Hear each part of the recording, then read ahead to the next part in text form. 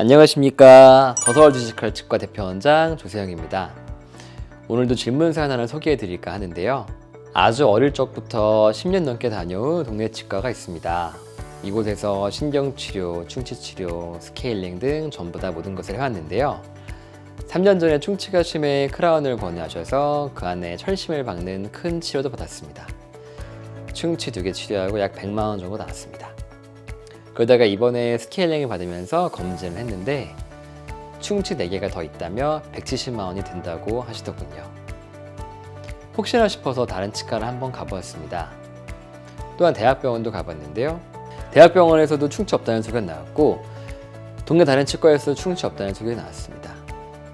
두 곳에서 충치가 없다고 하면 없는 게 맞겠죠? 그럼 그동안 제가 과잉 진료를 당해온 걸까요? 라고 사연을 주셨습니다. 많이 좀 혼란스러우실 것 같아요. 기존에 오랫동안 다니던 치과에서 치료를 받으셨는데 최근에 한 진단이 다른 데 가서는 없다고 하니 좀 곤란하시고 곤혹스러우실 것 같습니다. 이러한 것과 같이 과잉 진료나 그런 불필요한 진료에 대한 권유에 대한 우려로 치과 방문을 주저하는 환자분들이 많으신데요.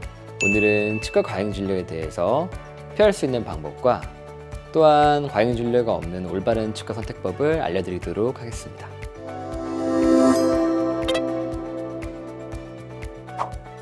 어느 치과 의사분은 이 정도면 치료해야 한다고 생각하고 또 어느 치과 의사분은 아니라고 생각할 수 있겠죠. 제가 치과대학을 다니던 시절 치과 보존과에 계신 환자분들 중에서 일반 치과에서 진단받는 것들을 확인하고자 오시는 분들도 많았던 기억이 있습니다. 과잉 진료에 대해서 우려하시는 환자분들이 많고 또한 환자분들의 정보 부족을 악용해서 불필요한 치료를 권유하는 경우도 있기 때문에 환자분들께서는 치료 전에 다른 치과의 진단도 받아보시는 습관을 가지시는 것도 좋을 거라고 생각이 됩니다.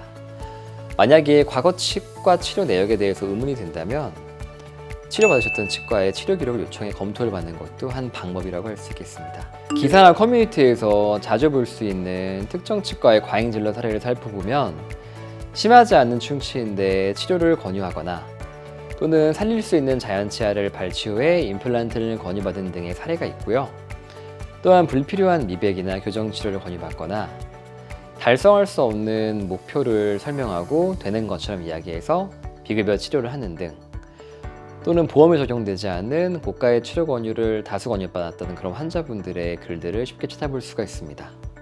환자분들은 치과 치료에 대한 이해 및 정보가 상대적으로 부족할 수밖에 없기 때문에 이러한 경우에 피해를 보는 경우가 종종 있다고 생각이 됩니다. 환자 입장에서는 전문 지식이 의사만큼 충분하지 못하기 때문에 어떤 특정한 이야기를 듣는 즉시 이게 과잉 진료다라고 판단할 수는 없겠죠. 이러한 의심이 드시는 분들은 그 치과뿐만 아니라 다른 치과를 가보시고 다른 진단을 좀 받아보시기를 권유드립니다. 같은 증상이라도 병원마다 다른 진단이 나올 수 있기 때문에 평균을 내보시면은 어떤 진단이 옳은지 어느 정도 가닥을 잡으실 수 있을 것 같습니다.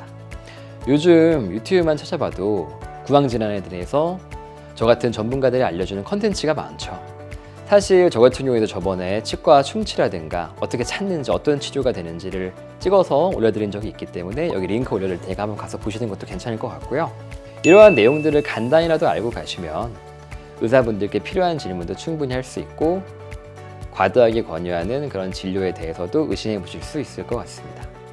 또한 치료를 받기 전 사보험이 있으시다면 보험 적용이 가능한지, 그렇지 않다면 국민건강보험 적용이 가능한지 확인하면 진료비에 대한 부담을 미리 알고 대비하실 수가 있고요. 그리고 가장 중요한 것을 지금부터 좀 알려드리고자 하는데요. 이 치료가 꼭 필요한지 또는 다른 방법은 없는지 적극적으로 질문하는 것입니다. 치료를 당장 하지 않으면 어떤 문제가 생길 수 있는지, 비용이 덜 드는 치료법이나 더 간단한 방법은 없는지, 혹시 치료가 효과적이지 않거나 문제가 생긴다면 다음 단계로 어떤 치료를 할 수 있는지, 또한 저와 비슷한 사례가 있다면 치료 전후 사진이나 그런 케이스를 좀 소개시켜 주실 수가 있는지, 이러한 구체적인 질문을 통해서 그 치과에서 받는 진료가 어떤 것이고 어떻게 되는지 이해하시고 판단하는 것이 중요하다고 생각이 됩니다. 저렴한 치료 비용으로 환자분들을 유인하면서 원장님이 충분한 시간을 들여서 왜 치료가 필요한지 어떻게 진행되는지를 설명해 주지 않는 치과들은 진단에 문제가 있을 가능성이 높다고 생각이 됩니다. 만약 치과에 방문하셔서 치료를 권유하셨는데 담당 원장님께서 치료에 대한 질문에 충분히 답변해 주지 않으시거나 불편해하고 회피하는 병원이라면 다른 병원도 알아보시는 것을 추천드릴 수 있겠습니다.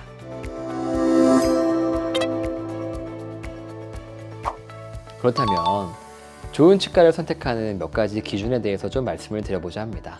환자분들 진단 시에 환자분들 구강 상태에 대해서 충분히 설명해주고 치료 전의 구체적 비용과 치료 계획 또는 파생되는 부작용 등을 자세히 설명해 주시는 병원을 선택하는 것이 중요하다고 생각이 됩니다. 치과는 일반적으로 한 번 방문하고 끝이 아니라 치료가 길어지게 되는 이유가 많기 때문에 재방문율이 매우 높은 병원에 속하는데요. 신규 환자 유치만을 위해서 지나치는 광고 홍보 활동을 하는 치과의 경우에는 그런 환자분들이 점점 쌓이게 되면 아무래도 사후 관리나 케어 등이 문제가 될 가능성이 높다고 생각이 됩니다. 지역 주민들 사이에 입소문이 났거나 치료를 받았을 때 좋은 경험이 있었다고 환자분들께서 말씀해 주시는 그런 추천 병원을 가시는 것도 좋을 것 같고요. 의사의 치료 사례 또는 환자의 리뷰 등을 꼼꼼히 살펴보면서 충분한 임상 경험을 가진 의사를 찾기 위해 노력하는 것도 중요할 것 같습니다. 요즘은 병원에서 임상 블로그를 운영하는 치과들도 많기 때문에 원하시는 진료를 주로 하는 치과라면 블로그에서 임상 기록들을 보시며 참고해 보시는 것도 좋을 것 같습니다. 저희 더서울 디지털 치과도 임상 블로그를 운영하고 있는데요. 거기 들어가셔서 저희 병원에 어떤 진료를 어떻게 하는지 그런 것들을 보시면서 판단해 보시는 것도 좋을 것 같습니다. 저 같은 경우에도 저희 병원 내원하시는 환자분들이 그런 과잉 진료나 불필요한 치료에 대해서 권유하지 않는지 그런 우려를 가질 수 있다고 생각을 많이 하고 있습니다. 그래서 환자분께서 내원하시면은 일단은 기본적으로 사진 자료를 많이 남기거든요. 엑스레이도 찍고 눈으로 보이는 사진을 찍어서 어떠한 치아가 어떠한 치료가 필요하고 또 예상되는 결과나 부작용들은 어떤 것들이 있는지 또는 비용은 어느 정도가 드는지 그런 것들을 최대한 자세하게 알려드리고자 노력하고 있습니다. 오늘 제가 말씀드린 정보를 좀 잘 알아보시고 좋은 치과를 고르시고 좋은 진료를 받는데 많은 도움이 되셨으면 좋을 것 같습니다. 다음 시간에도 좋은 정보로 찾아뵙겠습니다. 감사합니다.